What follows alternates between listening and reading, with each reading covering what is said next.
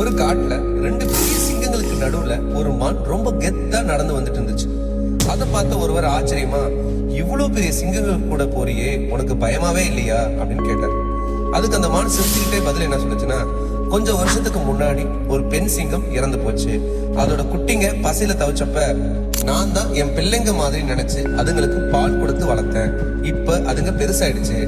எங்க அம்மாவை எவனாவது தப்பா பார்க்க கூடாதுன்னு என்னையே இப்ப அதுங்க பத்திரமா பாத்துக்குதுங்க. இந்த விஷயத்த மரத்துக்கு மேல இருந்த ஒரு கிளி கேட்டுச்சு. உடனே அதுக்கு ஒரு ஆசை வந்துச்சு, நாமும் இதே மாதிரி யாருக்காவது ஹெல்ப் பண்ணா நமக்கும் பெரிய மரியாதை கிடைக்கும் போலயே அப்படின்னு நினைச்சது. அப்ப கீழே ஒரு பாம்பு அடிபட்டு கிடக்கிறத பார்த்து உடனே இறக்கப்பட்டு கீழே போய் அந்த பாம்பு உடம்புல இருந்த முள்ளை எடுத்து விட்டு ஹெல்ப் பண்ணுச்சு. ஆனா அந்த பாம்பு கொஞ்சம் உடம்பு சரியான உடனே என்ன பண்ணுச்சுன்னு தெரியுமா? திரும்பின வேகத்துல உதவி பண்ண அந்த கிளியவே ஓங்கி ஒரு கொத்து.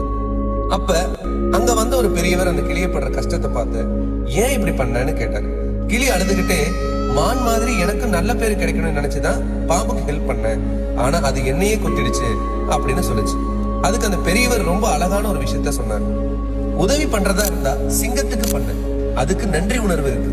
ஆனா விஷம் உள்ளவங்க கிட்ட போயிட்டு உதவி பண்ணா முடிவு இப்படிதான் இருக்கும். நம்ம உதவி மதிக்க தெரிஞ்சவங்களுக்கு தான் நம்ம உதவி பண்ணணும்.